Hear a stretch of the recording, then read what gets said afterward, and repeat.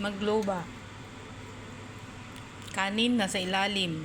Tapos piritong patatas, carrots, bell pepper, talong, kamatis.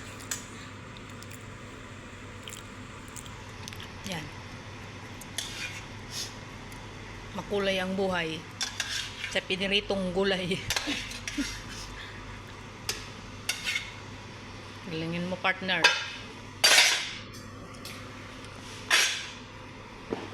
Oh. May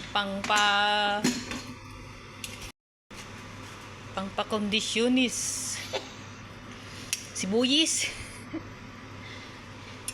Kondisyon ba to? Pangpakondisyonis daw yan eh.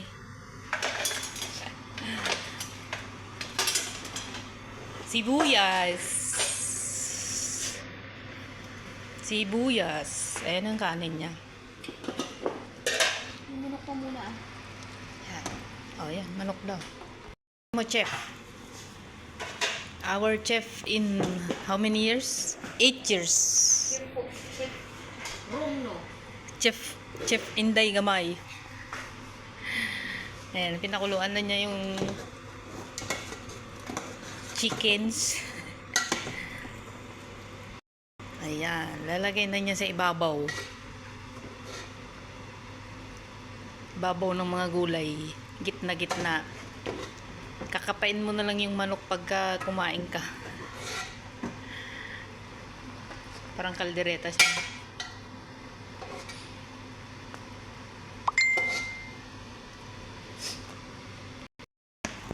The last one, rice. Ang sarap ng rice, no? White rice. Yan. Sinasabi nilang magloba kasi ewan ko ano yun. Kasi itataob. Mamaya itataob daw niya dun sa pagkain. Dun sa plato.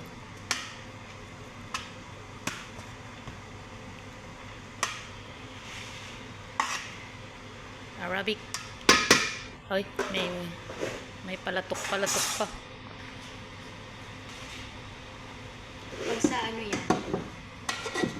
Pag Sa restaurant, ibig sabihin mo uubos.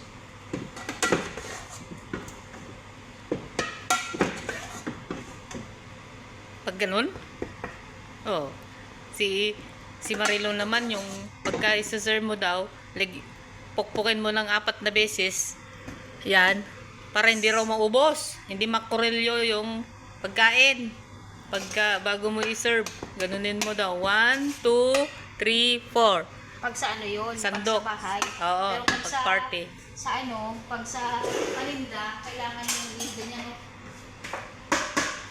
Ay, ganun. Paano? Ganyan o. Oh. Ganyan daw. Pag nagtitinda kayo ng ulam. Ay, wow. Yun. Oh, now I know. Pag nagtinda na ako ng ulam para maubos. Okay.